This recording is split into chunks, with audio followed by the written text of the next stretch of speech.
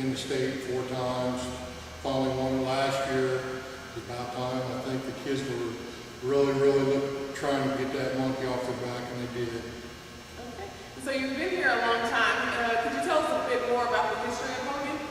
Well, I came in here when Bishop Hogan turned it over to us, and we come in and basically became a charter school, and we basically started all over. First 2 years were real tough. As a head coach, we took our beatings and everything, but the program here has picked up over the years, and the kids, we believe that they can be very successful, especially in the urban community. All right, I know you talked about last season, you guys won the championship game. Tell us a little bit more about the upcoming season. Oh, every season I look forward to, because it brings about a lot of different athletes. And I've been blessed here at Hogan, and you got to have athletes to win ball games, but a lot of athletes that come in here, they're pretty raw, and we have to work to get them to where we need to develop that. If we don't, then we're just going to be another inner city program that just kind of, we're basically being there. And we expect a lot more out of these kids. If the kids don't want to work up to our potential, then they're going to have to find somewhere else to go. But life's lesson is they have to work harder than what they're expected to work, and they have to know that they can succeed. Okay, and you expect more from them, so does that mean you expect them to work on their individual skills throughout the summertime? And how important do you think it is to have a facility available for them in the summertime? Well, most of my kids in the summer are in AAU, and it's like trying to get blood out of a turnip. You can't get them in here. And, I don't require them to do so much in the summer except come in and lift, and we just try to make contact with them, let them know that we still got stuff going on if they want to come up here and lift during the off season. And what's your opinion on the AAU versus high school basketball? I've been 5 AAU games in 13 years. The way I look at it is, AAU has the summer, and I have my time. And I figure that I don't need to bother them, and then whenever I'm coaching, I don't let them bother me. Okay, and do you think it hinders their personal development from them playing in the summertime? No. Kids that need to go to summer school obviously need to go to summer school. I know some AAU programs require kids travel a lot, and if you're going to summer school, that just hurts them. And they'll leave on Thursday and miss a couple of days of school. But AAU versus high school, I think, the biggest part of my problem of inner city kids is trying to get them eligible and keeping them eligible. So we have a lot of study halls and stuff like that. Okay, and do you think it's mandatory for AAU to have an educational component during the summertime? Well, should be mandatory? No, I don't know. It is what it is. But I just feel like we have to do a lot more to keep these kids eligible. And how important do you think it is to have an administration behind the athletic programs in the inner city schools? Oh, it's very important. Administration here at Hogan has been very supportive of us. We don't play a lot we play like 1 or 2 home games a year. We're on the road a lot. But for the basketball program and all the other programs here at Hogan, administration is a real strong supporter. And as far as coaching goes, do you think it's a good idea for coaches to be what we call students of a game, such as like going to clinics and things like that? Do you think that's important? Yeah, every year, I try to go as many as I can. It always makes me start thinking about the next year. It's kind of gets me getting those goosebumps. But all the clinics in the world can't help you if you can't coach your players. So what I try to do is look for weaknesses that I can find in other teams, and see, and I try to exploit those weaknesses. With these athletes I have, I take advantage of that.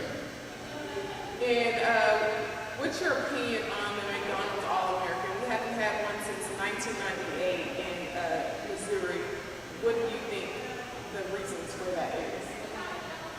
Well, I don't know. I mean, obviously you're going to have to be one of those athletes that really, highly recruited and everything. And, it's got to be one of the top players in the nation. And, whether Kansas City area has one or not, every year, I'm really going to say I can't be the judge of that. But, I mean, you definitely have to be above all the other. There's a lot of athletes out there. Okay. And a lot of opinions on that is that the players in the inner city don't get as much media attention as they should. As you know, Cascade Sports is a media company. How do you feel about Cascade Sports? You guys are very supportive of our athletics, and we see you a lot around our games and stuff.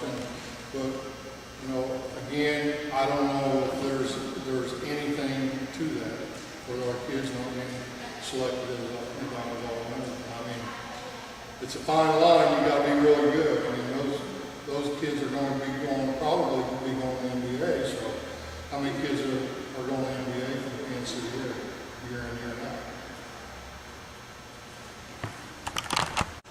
All right, you mentioned earlier, or we talked earlier about coaches being students of the game. How important do you think it is for students to be students of the game?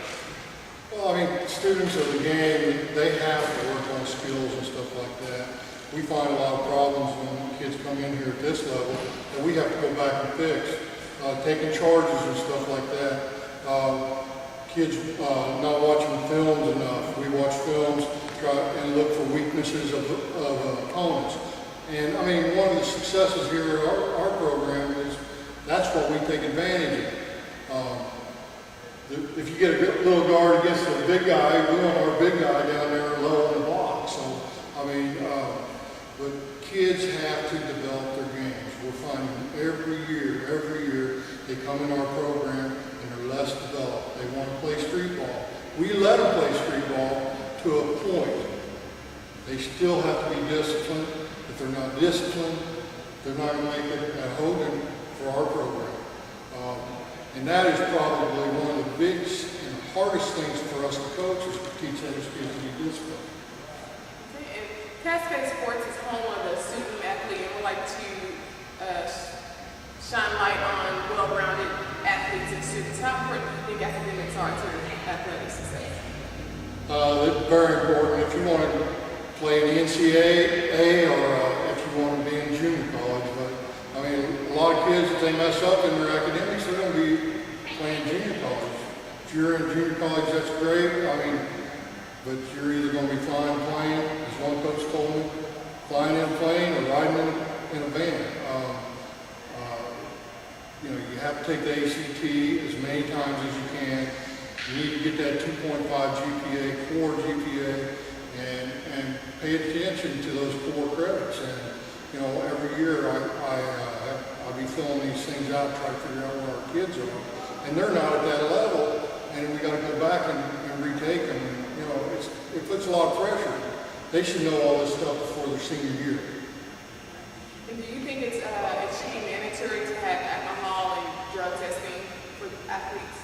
I don't know. I mean, probably not. I mean,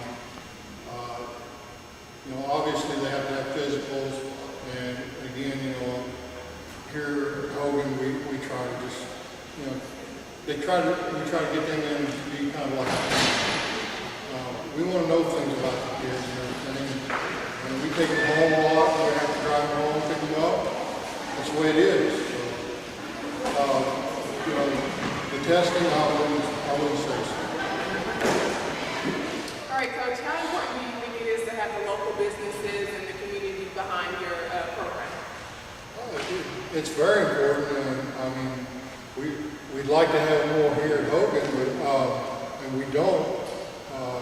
Facility, I mean, we have to practice in a different facility, but I mean, at this time, and with the budget cuts and all that, it would be, very, very nice for businesses to support our program in order to get, shooting machines and stuff like that.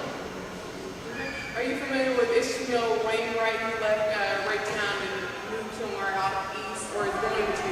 How do you feel about that? What's your opinion on that? Yeah, Ismail's taking advantage of what he can, what he can get, going to a prep school to try to better himself.